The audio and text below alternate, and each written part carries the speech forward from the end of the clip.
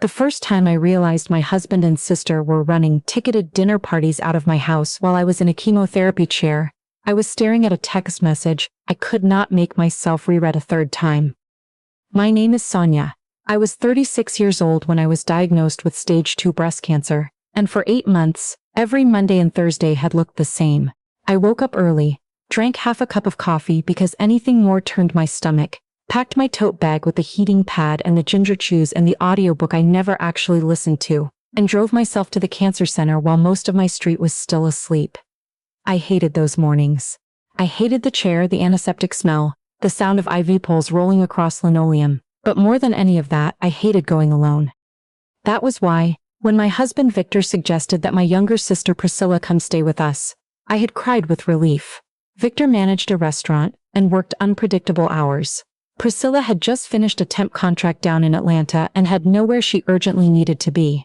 The timing felt like something the universe had arranged just for us. She moved into the guest room with 3 suitcases and a bag of supplements she had read about online, and for a while, the house felt full in the way I had been needing it to feel. Victor cooked on the nights he was home early. Priscilla handled things I no longer had the energy to handle. Grocery runs, prescription pickups, the long phone calls with the insurance company that used to eat my entire afternoon.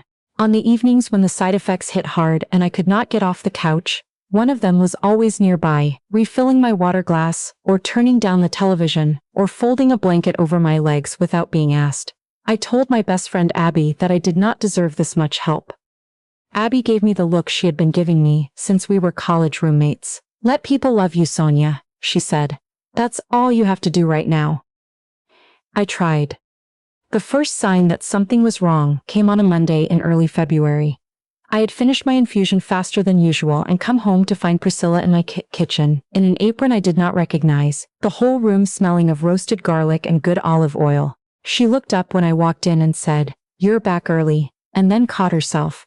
I thought treatment ran longer on Mondays. I told her I felt awful and went upstairs to lie down.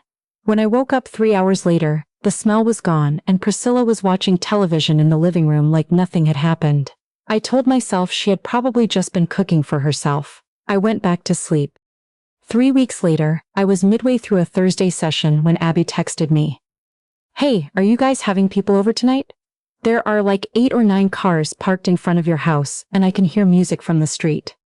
I read the message twice. "I'm at the cancer center," I typed back. "Victor must have people from work over." Her reply came fast. "There are a lot of people, Sonia, and someone outside has a Venmo QR code on a little sandwich board." I set the phone face down on my lap. Then I picked it up and read that last sentence again. I called Victor. He answered on the 4th ring, casual and unhurried, like a man who was not expecting anything in particular. "What's happening at the house?" I asked. A pause, not a long one but long enough. "Just some guys from work, nothing major." "Abby says there are 8 cars outside and a Venmo sign." Another pause, longer this time. "Bob, I'll explain when you get home. Just focus on your treatment. I don't want you stressed out right now." I looked down at the needle in my arm. I looked at the IV bag slowly emptying into my bloodstream. Across from me, an older woman was asleep in her chair with a crocheted blanket across her lap and a cup of ice chips on the tray beside her. I thought about all the hours I had spent in that room over the past 8 months, trying to convince myself I was going to be okay. And then I thought, what is actually happening inside my house right now? When I got home that evening, everything looked normal. Victor was in the kitchen. Priscilla was setting the table. There was soup on the stove and the house smelled like dinner, not like whatever had been going on 3 hours earlier. But I noticed things. The dining room rug was slightly off-center. My grandmother's large serving platter, the white one with the blue border that had been in her china cabinet her entire adult life and was now in mine, was sitting in the drying rack. I picked it up quietly and carried it back to where it belonged. "Oh," Priscilla said from the doorway. "I used that for some food earlier, sorry." She smiled like it was nothing. I smiled back like I believed her. That night I lay in bed and looked at the ceiling, and told myself I was being paranoid.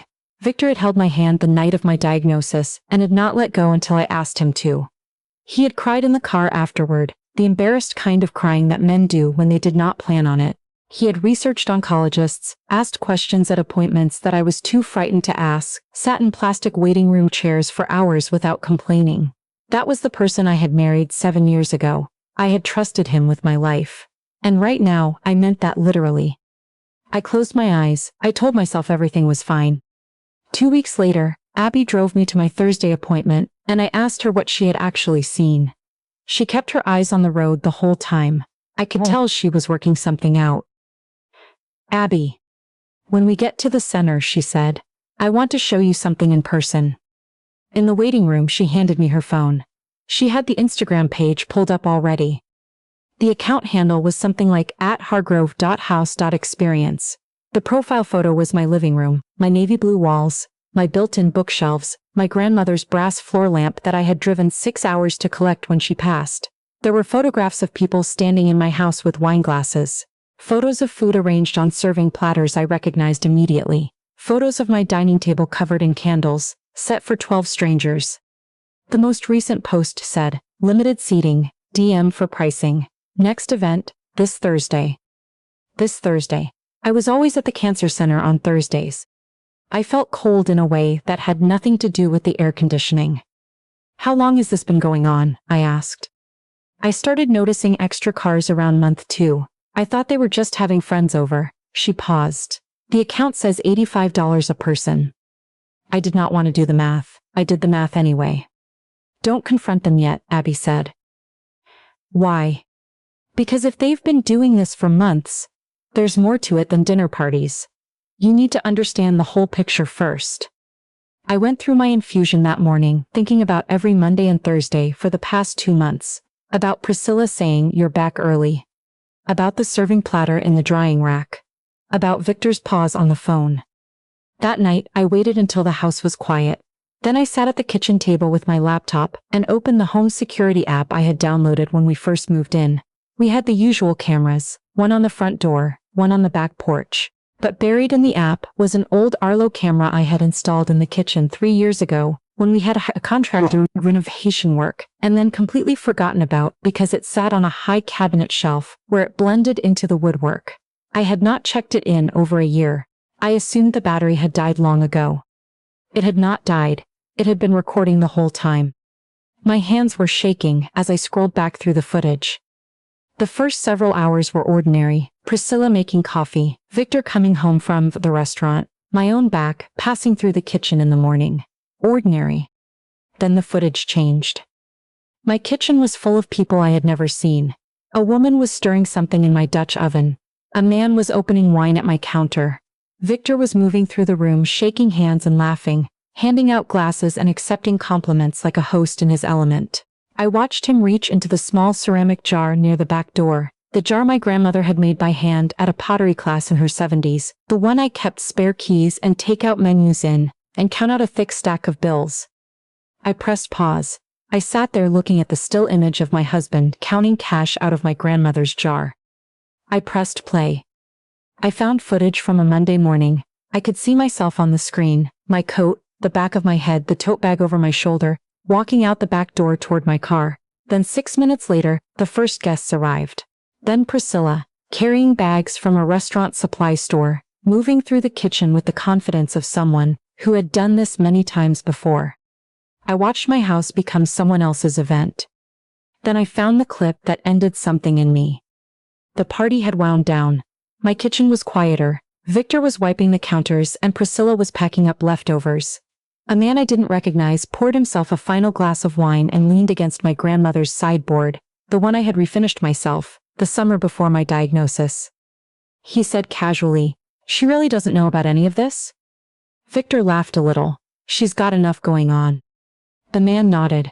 Then he asked slowly, "What happens if the treatment, if it doesn't work out the way you hope?" The kitchen went quiet. Victor set down the dish towel. He looked at the window. Then he said, in the same tone he used when we discussed insurance renewals and weekend plans, "I've already talked to a real estate agent. This house would go for around $650 in this market. Maybe $660. If it comes to that, we sell. I'm not going to go down with the ship." I stopped breathing. The man nodded slowly, like this was a reasonable thing to say. Then Priscilla said, her voice softer, almost gentle, She would want us to take care of ourselves, that's just who she is. Victor said, exactly. I rewound the clip. I played it again. I listened to my husband's voice say, I'm not going to go down with the ship, until the words stopped sounding like words and started sounding like something else entirely. I pushed the laptop away and covered my face with both hands. I had spent 8 months being afraid of dying. I had let strangers run poison through my body on a schedule, because I wanted more time, more unremarkable Tuesday evenings, more arguments about whose turn it was to do the dishes, more of the kind of ordinary life that you do not appreciate until someone threatens to take it from you. I had done all of that because I believed the people waiting for me at home were worth fighting to get back to. And while I was fighting, my husband had already spoken to a real estate agent. I went to the bathroom and ran cold water over my wrists until my hands stopped shaking. I looked at myself in the mirror for a long time, bald from the chemo, tired in the permanent way that had become my baseline, but still there, still standing. I slid down the wall and sat on the bathroom floor with my back against the cabinet and my phone in my hand. Victor's name was right there in my contacts. 7 years of Sunday mornings, and shared shorthand, and the specific comfort of another person who knew all your habits. I did not call him. I called Abby. She answered on the second ring even though it was past midnight. Come over, I managed. She didn't ask any questions. I'm already in my car, she said. She sat on my bathroom floor with me for 2 hours. She didn't try to explain it away. She didn't offer any of the things people usually say when they are trying to make something hurt less. She just sat there with her shoulder against mine in the dark, and at some point she said quietly, "You're going to be okay." I told her I didn't know that. She said, "I know it for both of us then, so you don't have to." I spent the weeks that followed preparing. I went back through the camera footage, carefully and methodically. I pulled bank statements and found charges I had been attributing to Victor's restaurant work, catering supply purchases, a recurring PeerSpace membership fee, a payment to someone listed only as a graphic designer. I made an appointment with an attorney Abby found, a woman who handled both divorce and real estate, and who did not blink once at anything I showed her. She was thorough and steady in the way I needed someone to be right then. And I waited for the right moment. I chose a Thursday. I arranged a ride home early from my infusion, earlier than Victor or Priscilla would expect. My hands were shaking the whole drive back. I heard the music before I had the front door all the way open. My living room had been rearranged. People I had never met in my life were standing among my furniture, holding wine, talking loudly. Someone's coat was draped over my reading chair. A group of women were taking photographs near my bookshelf. My grandmother's photograph had been moved aside to make room for a small chalkboard sign that read tonight's menu in careful handwriting. Everyone went still when I walked in. Victor's face went the color of cold ash. I looked around the room slowly, at the strangers in my house, at the rearranged furniture, at the ceramic jar near the door. Then I looked at my husband and I said, "How many times?" He started to speak. I let him get 2 words out and then asked again the same way, "How many times?" The room was completely silent. Priscilla appeared from the kitchen with a serving tray in both hands, and when she saw me standing there, the tray went perfectly still. I looked at the guests. "I need everyone to leave, please," I said, "right now." Nobody argued. They gathered their things and filed out quietly, and within 5 minutes my house was empty except for the 3 of us and the wreckage of what had just been a dinner party. I sat down at my own dining table. Victor told me the money was for bills, that they had been struggling to cover the mortgage during my sick leave, that he had panicked and made a bad decision. Priscilla said she thought she was helping, that she thought if she could take some financial pressure off, it would be good for me, that she never meant for it to go this far. I let them both finish. Then I said, "I found the footage from the Arlo camera." Victor looked at the floor. "I heard what you said about the real estate agent." He started to cry. I had seen him cry before. These tears looked identical to the ones in the car after my diagnosis. I could no longer trust what I knew about what his tears meant. I opened my phone and played the clip. His own voice filled the room. "I've already talked to a real estate agent. This house would go for around $650. If it comes to that, we sell. I'm not going to go down with the ship." Then Priscilla's voice. "She would want us to take care of ourselves. That's just who she is." Priscilla made a sound I had never heard from her before.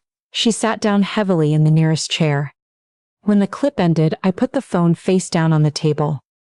I spent 8 months being terrified of dying, I said. I sat in that chair 3 times a week and let them run medication through my body that made me feel like I was disappearing, because I wanted more time, more ordinary life, more Saturday mornings with the people I loved. My voice broke on that last part. I waited until it steadied, and while I was doing that, you were talking to realtors. Nobody said anything. I stood up. I walked to the back door and picked up my grandmother's ceramic jar. I held it for a moment. Then I opened the cabinet and put it in the back, where no stranger's hands could reach it. I need you both to leave tonight, I said. Victor said he had nowhere to go. I told him to figure that out.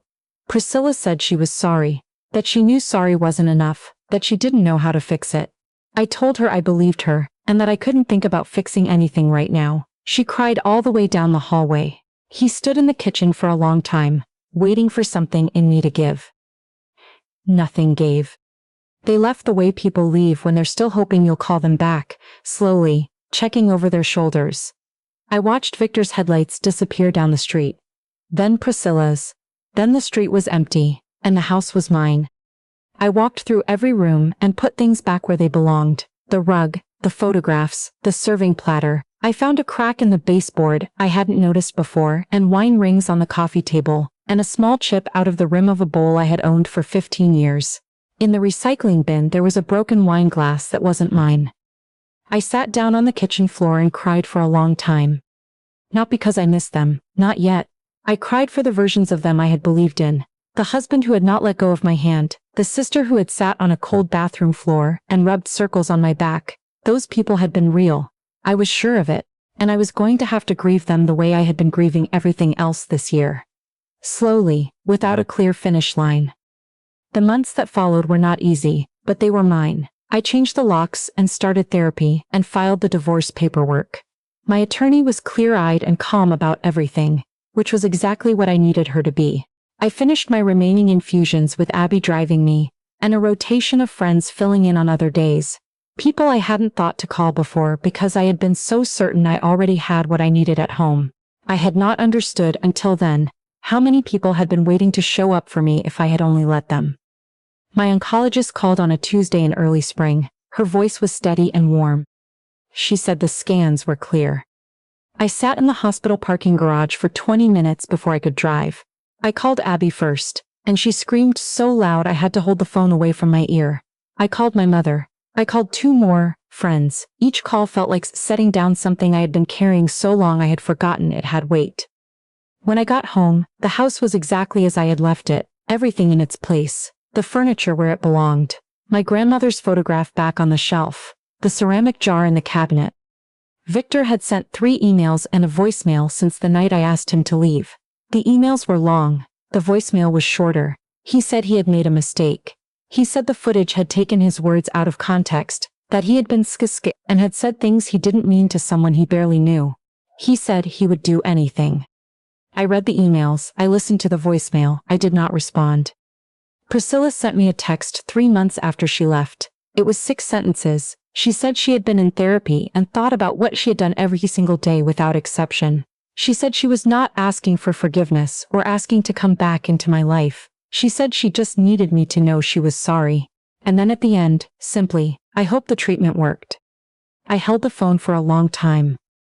Then I typed back 4 words. Not a door opening, not forgiveness, not yet. Just the truth. Because she was my sister and she deserved to know. The scans were clear. I set the phone face down on the kitchen table.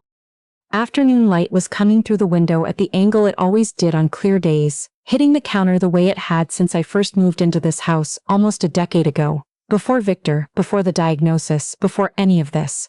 My grandmother's jar was in the cabinet. Her photograph was on the shelf. The serving platter was where it had always been. I made myself a real cup of coffee. Not the half cup I had been limiting myself to, but a full one, as strong as I wanted, and I sat down at my kitchen table in the quiet. For the first time since the diagnosis, the silence felt like something I had chosen. Not something that had happened to me. Not the hollow quiet of a house where the people who stayed had been quietly planning their exit. Just stillness. Mine. Earned by everything I had survived to get here. And that, I told myself, was enough to begin with. If this story reached you when you needed it, I hope you'll subscribe and leave a like before you go. I read every comment, and I want to know, could you have sent that message? After everything, after all of it, could you reach back toward your sister? Tell me your honest answer below. I'll see you in the next one.